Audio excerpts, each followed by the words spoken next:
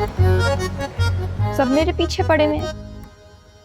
अच्छी जबरदस्ती है, कोई नहीं पढ़ना मुझे। ये बातें सुनने से तो बेहतर है कि मैं मर ही जाऊं, तभी चैन आएगा इनको। नहीं नहीं, मेरे घर वाले मेरी जान छोड़ देंगे, नहीं मुझे मर जाना चाहिए। बिल्कुल सही फैसला है, लेकिन रुको, इस छुरी की धार तेज नहीं है, मैं तेज वाली ला के देता हूँ।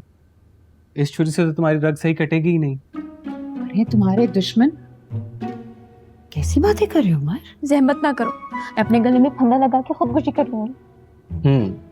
फंदा डाल के जान देने जा रही हो। अगर बच गई तो फिर पुलिस केस भी होगा, जेल भी होगी और जुर्माना भी होगा। कितना जुर्माना? एग्जैक्ट तो मुझे नहीं पता, लेकिन 50-60 हजार से कम क्या ही होगा। वाह, अच्छा इंसाफ है। मरूंगी भी नहीं और जुर्माना भी देना पड़ेगा। बस बंद करो उमर, बजाय रोशी को समझाने के तुम उल्टे सीधे मशवरे दे रहे हो। रुको इसे।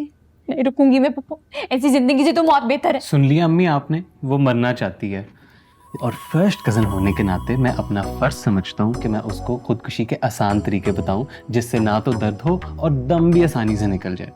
इधर आओ, तो मैं इंटरनेट पे सुसाइड के जदीद तरीके ढूंढ के बताता हूँ। ये देखो, तरीका नंबर 1, जहर खा के मर जाना।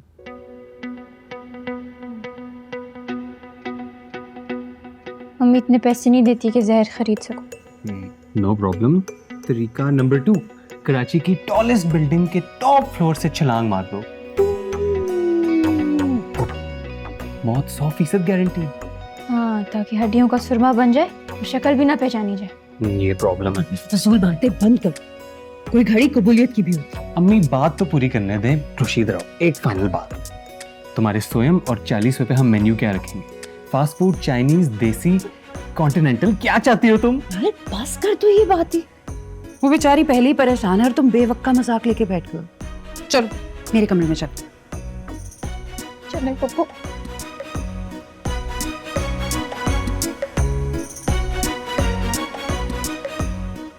कोई मुझे समझता ही नहीं है पप्पू, उस घर में मेरी मर्जी ही नहीं है। भाभी बेगम ने तो घर को जेल खाना ही बना दिया। कैदियों वाला सलूक, वो भी अपनी औलाद के साथ। हर काम टाइम टेबल के मुताबिक होना है। मम्मी को हर चीज में परफेक्शन चाहिए, पूरी की पूरी डिक्टेटर है मम्मी। तुम्हारी दादी भी बिल्कुल ऐसी थी। बड़ी मुसीबतें झेली है मैंने भी उस घर में। कसम से पप्पू, मैं आज आ गई हूँ। आपने उस घर की सख्तियों से कैसे जान छुड़ाई थी? फिर वो बर्गर पकड़ा।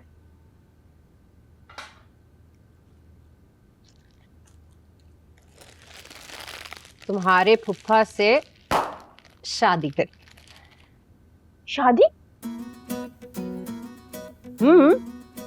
तुम्हारी दादी भी अपने दौर की बहुत बड़ी डिक्टेटर थी। मैंने रोते पीटते किसी तरह से 3rd डिवीजन में FA पास कर ली, मगर BA ना पापा ना, सोचते ही कपकपी तारी हो जाती थी। वो तो मेरी एक सहेली की शादी हुई और तुम्हारे जलाल फूफा मुझे वहां मिल गए, तो देखते ही मुझ पर मन मिटे।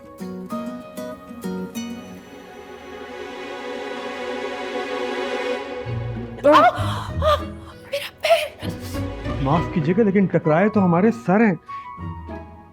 मेरा पाँव मुड़ गया शायद, पहुंच रही है। उफ, कितने हसीन पैर हैं आपके। इन्हें जमीन पर मत उतारिएगा, मैले हो जाएंगे। अगर आप डायलॉग बोलने की बजाय मुझे सहारा देते तो बेहतर होगा। सहारा तो मैं आपको सारी जिंदगी देने के लिए तैयार हूँ। लंगड़ाता हुआ भी कोई इतना हसीन लग सकता है, पहली बार देखा है। अरे सुनिए, अपना पता तो बताती जाएं। आपने तो अपना सैंडल भी नहीं छोड़ा। सिंड्रेला, तो तुम्हें ढूंढूंगा कैसे? अगर लगन सच्ची है तो ढूंढ लीजिएगा।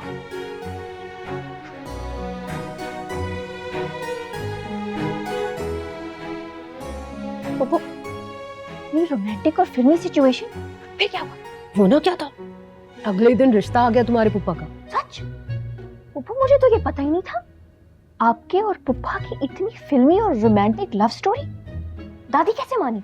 मत पूछो, अम्मी तो इनकार पे तुली बैठी थी। BA से पहले तो शादी का सवाल ही पैदा नहीं होता था। वो तो मेरे वजीफे काम कर गए। क्या वजीफा? आपने शादी के लिए वजीफा पढ़ा था? अब्बा की लाइब्रेरी से मैंने वजीफों की किताब चुराई थी।